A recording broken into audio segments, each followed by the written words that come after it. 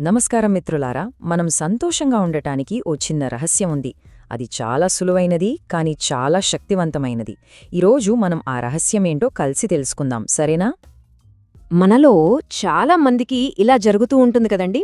Social మీడియాలోనో లేదా మన పక్క వాళ్లనో చూసినప్పుడు వాళ్ల దగ్గరున్నది మన దగ్గర లేదని మనసులో ఎక్కడో చిన్నగా బాధగా అనిపిస్తుంది. ఇది మనందరికీ ఎప్పుడో ఒకప్పుడు అనుభవం అయ్యేదే.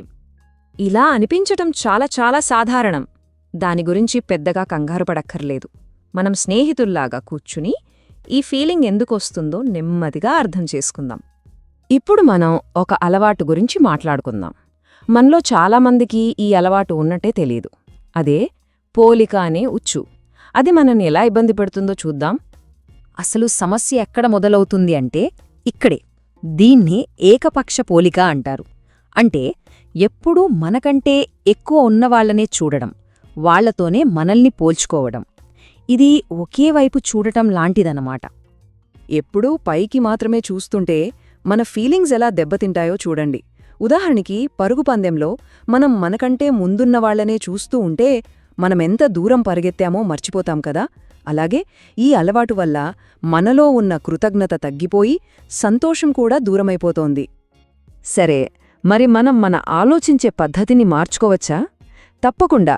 మనల్ని బాధపెట్టే పాత ఆలోచనల నుండి మనకు ప్రశాంతతనిచ్చే కొత్త ఆలోచనల వైపు ఎలా వెళ్లాలో ఇప్పుడు చూద్దాం.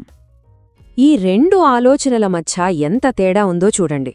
ఒకటి, అయ్యో నా దగ్గర అది ఎందుకు లేదు అని మనల్ని బాధపెడుతుంది. ఇంకో ఆలోచనేమో, నా దగ్గరున్న ఈ చిన్న వాటికోసమే ఎంతోమంది ఆశపడతారు కదా అని మనకు ప్రశాంతతనిస్తుంది. అంతా మన ఆలోచనలోనే ఉంది. ఈ ఒక్క వాక్యం బాగా గుర్తుపెట్టుకోండి. మీరు ఎటువైపు చూస్తారో అదే మీ భావనను నిర్ణయిస్తుంది. వినడానికి చాలా సింపుల్గా అనిపించినా ఇందులో చాలా శక్తి ఉంది. మరి దీనికి పరిష్కారమేంటి? ఆ రహస్యం చాలా అంటే చాలా సింపుల్. మనం చూసే చూపులో ఒక చిన్న మార్పు చేసుకుంటే చాలు. ఆ మార్పేంటో ఇప్పుడు చూసేద్దాం. ఇవాళ మనం నేర్చుకునే ముఖ్యమైన పాఠం ఇదేనండి. కేవలం మనకంటే పైన ఉన్నవాళ్లనే కాదు, మన చుట్టూ ఉన్నవాళ్లను కూడా చూడాలి. ఒక్క క్షణం ఆగి ఈ మాటని మనసులోకి తీసుకుందాం. చూసారా, మనం చూసే దిశను మార్చుకుంటే ఎంత మంచి ఫలితాలొస్తాయో. పైకి మాత్రమే చూస్తే టెన్షన్ పెరిగి ఆనందం తగ్గిపోతుంది. అదే తెలివిగా మన చుట్టూ చూస్తే మనలో కృతజ్ఞత పెరిగి ముందుకు వెళ్లడానికి ఇంకా మంచి ప్రేరణ వస్తుంది. సరే, ఇప్పుడు కొన్ని చిన్న చిన్న కథలు చూద్దాం. మనం చిన్నప్పుడు చందమామ కథలు చదువుకున్నట్టు ఈ ఆలోచన మన నిజ జీవితంలో ఎలా పనిచేస్తుందో ఈ కథల ద్వారా ఈజీగా అర్థమవుతుంది. ఇప్పుడు ఇద్దరు విద్యార్థుల కథ చూద్దాం. రాహుల్ ఏం చేశాడంటే టాపర్స్ని చూసి నేర్చుకున్నాడు. కాని అదే సమయంలో తన మార్కులు పోయినసారికన్నా మెరుగయ్యాయని సంతోషపడ్డాడు. కాని ఆశ కేవలం టాపర్స్ మార్కులనే చూసి అరే నేను వేస్ట్ అని నిరుత్సాహపడింది. చూసరా, రాహుల్ తెలివిగా పోల్చుకున్నాడు, ఆశ గుడ్డిగా పోల్చుకుంది. ఈ సూత్రం స్కూల్ పిల్లలకే కాదు, మన ఉద్యోగాల్లో కూడా వర్తిస్తుంది. అరవింద్ తనకంటే పెద్దవాళ్ల నుండి నేర్చుకుంటూనే తన దగ్గర ఉన్న ఉద్యోగానికి సంతోషపడ్డాడు. కాని మనోజ్ పక్కవాళ్ల జీతాలు చూస్తూ తనకి అదృష్టం లేదని బావపడ్డాడు.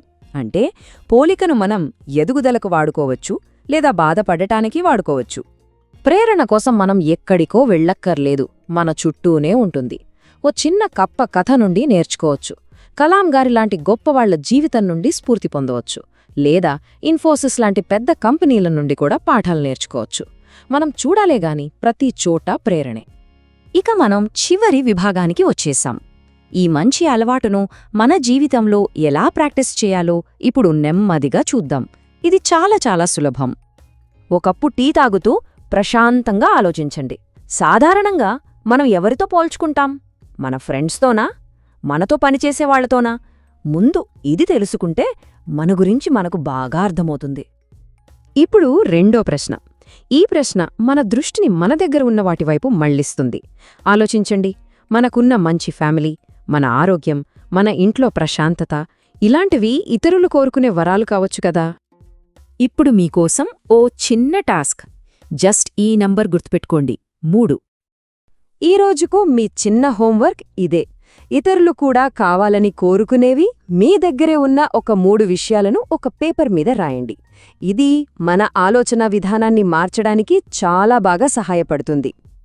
ఇది ఒక చిన్న మంత్రం లాంటిది. ప్రతిరోజూ ఉదయం లేవగానే ఈ మాటను మనసులో అనుకోండి.